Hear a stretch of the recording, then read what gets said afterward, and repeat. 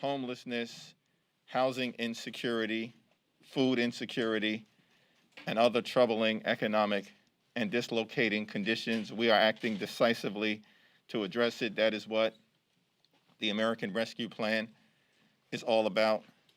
We, of course, also have a racial justice crisis. We've come a long way. As a country, we still have a long way to go. House Democrats have acted decisively with respect to the policing aspect of that crisis. That is why we passed, within our first 100 days, the George Floyd Justice in Policing Act, and are actively negotiating with the Senate, Democrats and Republicans, to try to get something done. Finally, a climate crisis that is an existential threat to our country and to the planet. We're so thankful for the leadership of Kathy Castor, the chair of the Select Committee on the Climate Crisis, Speaker Pelosi, the entire House Democratic Caucus, working with tremendous partners in the White House and within the administration. And earlier today, we heard from two of the most extraordinary partners, Secretary of State, former Secretary of State John Kerry, and Administrator Gina McCarthy, to brief us on the administration's plans as it relates to dealing with the climate crisis, both here at home and throughout the world. And we're looking forward to partnering with them to deal with this situation that threatens our very well-being and the future of our planet. A lot of big issues for us to confront. We're serious about our work. The other side continues to play games, even though the lives and the livelihood of the American people are at stake. Shame on them, but we're going to continue to plow forward. It's now my honor to yield to one of the distinguished co-chairs of the Democratic Policy and Communications Committee, the distinguished gentleman from the great state of Colorado, Joe Neguse.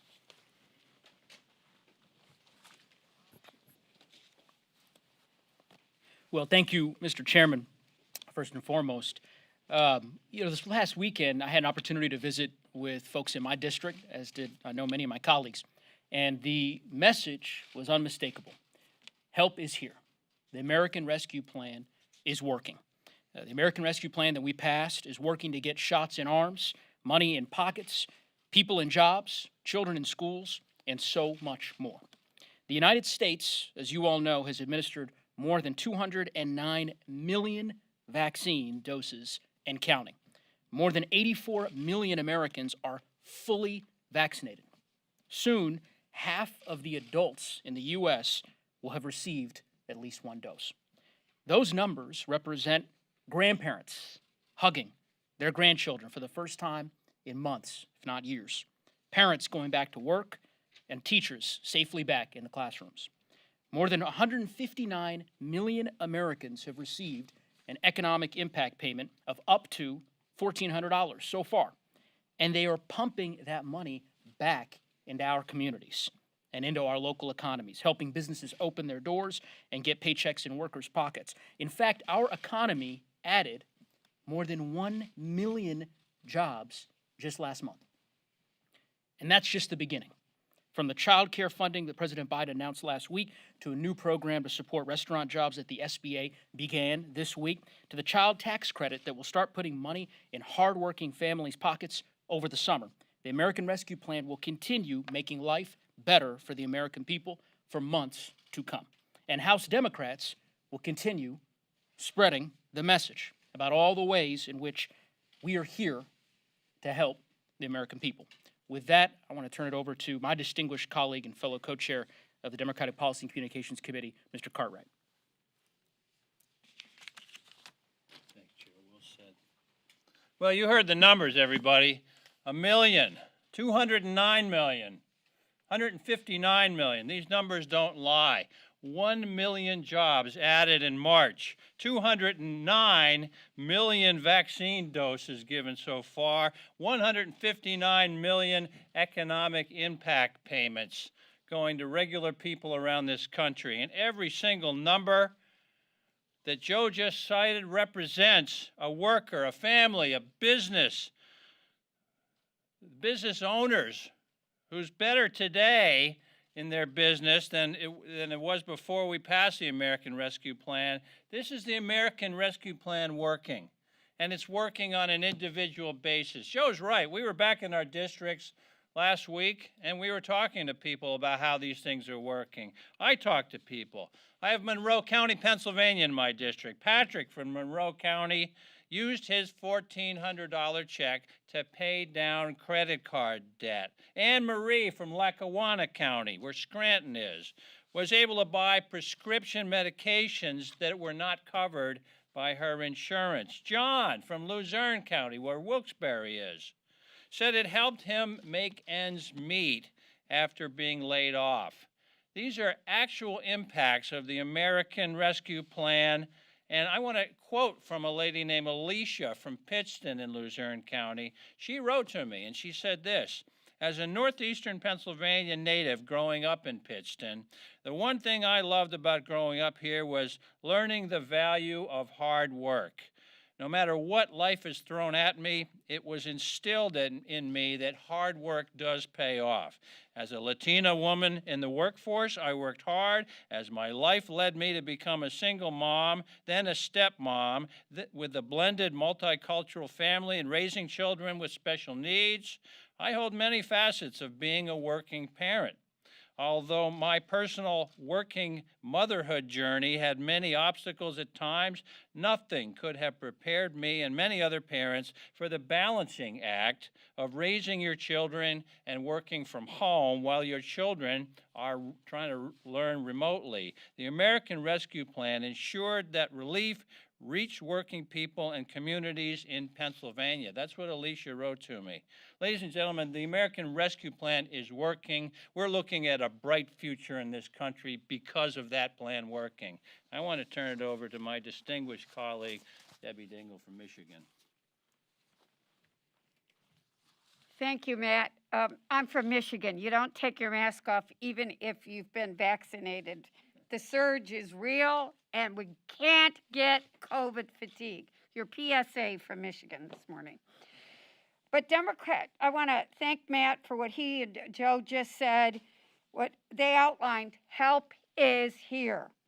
But Democrats are just getting started in our work to create good paying jobs and support the American worker. As Vice President Harris said yesterday in North Carolina, the American Jobs Plan will create millions of jobs, good jobs for everyday working people everywhere. It'll create jobs rebuilding our roads and our bridges, upgrading our infrastructure to ensure kids have clean drinking water. It's going to take care of broadband so that people in urban and rural areas have access to it. Being from Michigan, of course, I have to talk about how it will revitalize manufacturing. It'll secure our U.S. supply chain. Don't you think PPE taught us about national security issues and having to depend on another country? It will invest in R&D, and we will create the jobs of the future. We will, as we build out the electric vehicle infrastructure, we will have new jobs so that people have good paying jobs. And it'll give mom and dads who work for their living the support that they need to build a better life for their families. Matt shared the story of Alicia.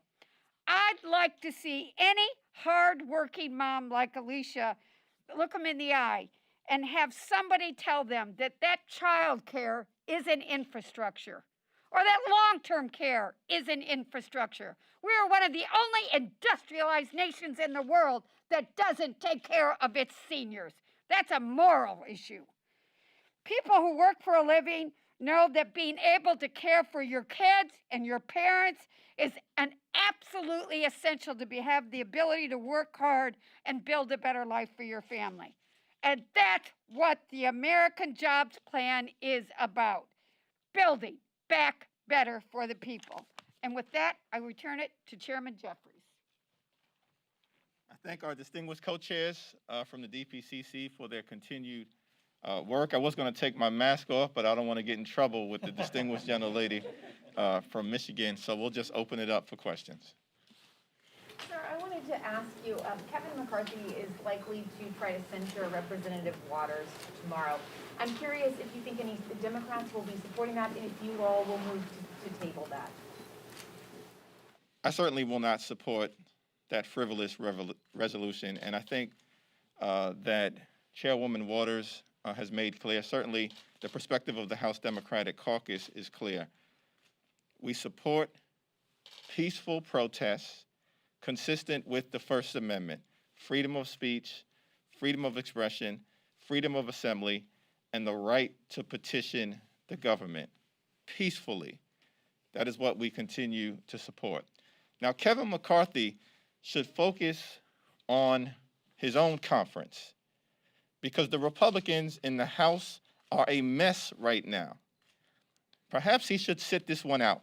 When you think that Kevin McCarthy has the nerve to say something about anyone, when he supported the violent insurrection, after the mob attacked the Capitol, threatened to assassinate Nancy Pelosi, kill other members of Congress, hang Mike Pence. He then came back to the Capitol, voted to support the big lie, which ignited the violent insurrection, and continues to play footsie with Donald Trump. When you've got a situation where Lauren Boebert is a mess, Matt Gaetz is a mess, Marjorie Taylor Greene is a mess. Clean up your mess, Kevin. Sit this one out. You've got no credibility here. We support peaceful protests. May I follow up just really quickly? Do you support what Representative Waters said, her words? To be honest, I'm not that familiar with what she said. I know she made clear in comments afterward that she supports peaceful protests. Dr. King supported nonviolent direct action. That is what House Democrats support. Well, to follow up on Jessica there, but was it appropriate to go to Minnesota, a place that's kind of like a tinderbox, people are walking on eggshells right now, and say something that could cause the situation to maybe combust and maybe get a little bit worse? Even the judge admonished her words and how she said them. I didn't really see what the judge had to say. Not clear that that was even an appropriate statement by the judge, but Matt Cartwright perhaps may have something to say on this. He's one of our most august trial lawyers, as well as Joe Neguse. But I mean, I think, listen, when I was at home this weekend, here's what I heard about. We've experienced a lot of pain, a lot of suffering, a lot of death, a lot of hurt, a lot of heartache as a result of all of the crises that have afflicted America over the last year or so, including the pandemic, which we are still working hard to emerge from. And as Debbie indicated, that's what we're focused on. The American Rescue Plan, the American Jobs Plan, and dealing with the racial justice crisis in a responsible fashion, which is what House Democrats have done. We passed the George Floyd Justice and Policing Act because we have a problem that we have to deal with. The majority of police officers that I interact with at home are hardworking public servants. They are there to protect and serve. But we also have a police violence problem, a police brutality problem, a problem with the police use of excessive force that we need to deal with in a transformational way that brings about sustainable change. That is what the George Floyd Justice and Policing Act is all about. That is where our focus is as legislators, and that's where I think it will continue to be. Anyone? Mr. Chair. Debbie? Joe? Mr. Chair, when you talk about a transformational change, say, in policing, can you please define that? Are you talking about applying, say, critical race theory, for example, in policing? Can you define that, please? Yeah, what is critical race theory? Well, actually, can you tell me that? You asked me the question. Well, no, I'm asking you. Okay. You asked me the question, so I'm asking you, what's critical race theory? I'm asking you, actually. Can you define that, and could you, and is that being applied, for example, in policing? Can you cite the words critical race theory in the George Floyd Justice and Policing Act? Thousands of words in that bill. Does it appear? No, I'm asking you. Can I'm you define that? I'm wondering because you asked me a question, so I'm just trying to get Well, no, clarification. I actually want to know. Can you tell me what exactly is transformational police? You know, what exactly is transformation in policing? And are you applying, for example, the whole term critical race theory in policing? Yeah, transformational policing as defined by the George Floyd Justice and Policing Act, which I think is urgently necessary, includes several different provisions. Overall, it involves trying to change the mindset of policing from a warrior mentality that exists amongst some to a guardian mentality. The problem is that when you have a warrior mentality that clearly exists amongst some, then you tend to view certain communities, communities of color, Black communities, Latino communities, low-income communities of every race, including in rural America and in Appalachia and in small-town America, as enemy combatants when you have a warrior mentality. And as a result of that, you see things like a knee to someone's neck for 8 minutes and 46 seconds, people getting shot in the back, young boys like Tamir Rice being killed instantaneously while playing in a park, Breonna Taylor killed while sleeping because a no-knock warrant was erroneously executed. That's a warrior mentality. We want to change that to a guardian mentality, which is embraced by organizations like the Fraternal Order of Police, which views policing through the lens of partnerships between law enforcement and the communities that they represent to lift up public safety for everyone. That's transformational policing. That's what the George Floyd Justice and Policing Act is all about. Mr. Chairman, one more question about Congresswoman Waters. Earlier this year, there was a push among your members of your own caucus to censure Congresswoman Green. That was set aside by the Speaker. If the Republicans move forward with the censure of Chairman Waters, do you think that should be revisited and bring back the Marjorie Taylor Greene censure resolution? No, I think we have to deal with each issue as it presents itself to us. We acted with respect to Marjorie Taylor Greene in a bipartisan way in terms of removing someone from her committees because of her reckless, unrepentant behavior.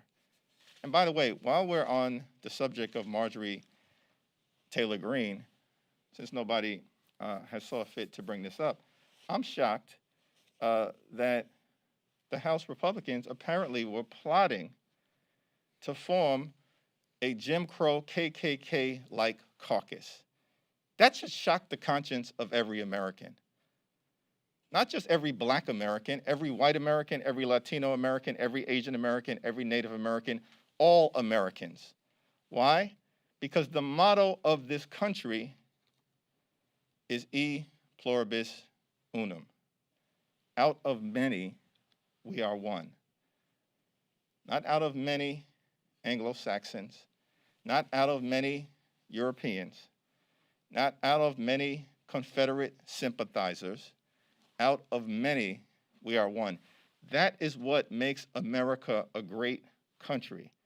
The gorgeous mosaic of people who have come to us from all across the world. That's what American exceptionalism is all about. And so again, perhaps Kevin McCarthy should sit this one out because he's got zero moral standing. Clean up your own mess while we as House Democrats are working to clean up the mess that has been inflicted upon the American people as a result of a once-in-a-century pandemic, which is why we've acted with a once-in-a-century transformative bill, the American Rescue Plan, to crush the virus, provide direct relief and money in the pockets of everyday Americans, and lay the foundation to ultimately supercharge the economy and build back better for the people. That's what House Democrats will continue to work on because that's what the American people want us to do. That's what they want us to do. And that's what we're going to continue to do. To follow up, Mr. Chairman, I appreciate you. My follow-up was going to be about that caucus, and thank you for addressing that. I want to ask you another thing. There are a lot of Americans waiting for this verdict in Minnesota with a lot of anticipation, a lot of dread, and I just wondered, do you have any words for the American people on ahead of that verdict on what is appropriate and would not be an appropriate way to react? Well, our system is not a perfect one, but it is the system of justice that we have that allows for a prosecution and a vigorous defense. We've seen both. In my humble opinion, George Floyd was murdered on that street corner in Minneapolis. I think the overwhelming majority of the American people believe that to be the case. It's my hope that the jury will return a verdict commensurate with what we've seen. And if we don't have that verdict, then we are going to continue to fight for liberty and justice for all in the appropriate way, in the democratic way, in the legislative way, in the way that is consistent with nonviolent direct action, peaceful protest embedded in the principles of the First Amendment: freedom of speech, freedom of assembly, freedom of expression, and the right to petition our government. America is not a perfect country. The framers weren't perfect, but they did promise us a march toward a more perfect union. And whatever happens in Minnesota, we as House Democrats are going to continue that long, necessary, and majestic march toward a more perfect union. Last question. Debbie. I want to comment. I am tired, and I think it is wrong in this country. I keep my distance if you're in Michigan. I am tired of people pitting racial justice against public safety. It is a false choice. You can have both. And this is an opportunity in our country to have an uncomfortable conversation. We need to work together. I spent all day yesterday, the sheriff of Washtenaw County is a black sheriff. And we, quite frankly, during the elections, people were scared to death that the militia were going to come in and take over some of the cities. Now we have people that are very worried. They're worried about what's going to happen. And listen, I sit in classes that are taught in Washtenaw County for young black men about what to do if you are stopped by the police. We have to teach courses like that, and that should bother every single American. But I said goodbye to a hero in this Capitol last week who kept us safe, who protected democracy. Last summer, when this was going on, I had a son of Dearborn, a 26-year-old policeman, who during Ramadan, it's Ramadan now, during Ramadan last year, predicted or talked to his family, if I die, I want you to know that I became a policeman because I believe in community and protecting it. And on the 4th of July, he was shot and killed when responding to an incident in a home. He was a Toledo policeman and responding to a Home Depot drunk driving. We have people that are working every day to keep us safe, and there's some bad ones in there. But I am tired of people making us make false choices. We have to have, when I look at Wisconsin and I see a black man shot in the back 8 times and a 17-year-old white boy walk down the street with an assault weapon who killed 2 people and not be stopped and offered a bottle of water, okay, we got a problem in this country. But we gotta stop taking paintbrushes and painting everybody and letting ourselves be falsely pitted. We need racial justice and we need public safety. And we need to work together. We need to listen to each other. We need to sit down in communities, respect each other, have civil dialogue, and find the solutions. We can't put blinders on, and we've got to work together. And I hope that this country, we are as worried, and I don't want to say the word because I don't want to stir them up. But I've had men in front of my house with assault weapons, and trust me, they weren't young black men. We got to worry about the hate and fear dividing this country, and may this be a moment that we all take a deep breath, think about what's happening in this country, and try to bring ourselves together. Thank you. Thank you, Debbie. Last question. Thank you, Chairman. 9/11 seemed to bring Congress together, but January 6th has caused a greater divide among lawmakers. Some Democrats refusing to work with Republicans that voted to object. How does this body move forward? Well, the January 6th attack on the Capitol is a day that is going to continue to live in infamy. All of us personally lived through it. It was an attack on the Constitution, an attack on the Congress, an attack on the Capitol, an attack on our way of life. Some of my Republican colleagues view it as such, including the courageous ones that voted to hold the former president accountable. Others continue to bury their heads in the sand or provide aid and comfort to the insurrectionists. I'm not angry about that. I'm hurt. I'm saddened. I'm pained by the inability of some of my colleagues to actually come together in the aftermath of such a devastating attack on all we should be about as Americans. But yet and still, we continue to move forward. We continue to put forward bipartisan bills. The overwhelming majority of the bills that pass this chamber continue to receive strong bipartisan support from both sides of the aisle. And so we're going to continue to come together where we can, and hopefully to agree to disagree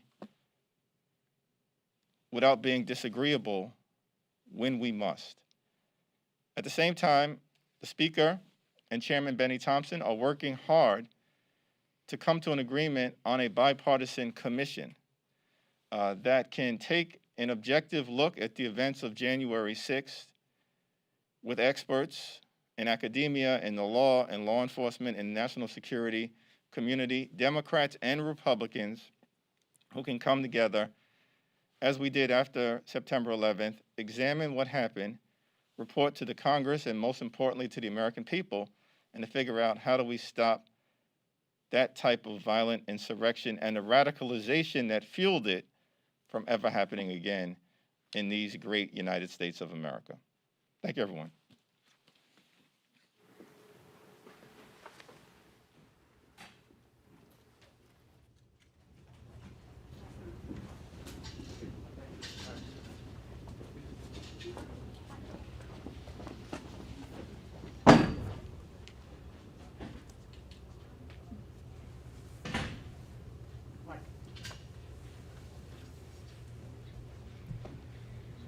What happened?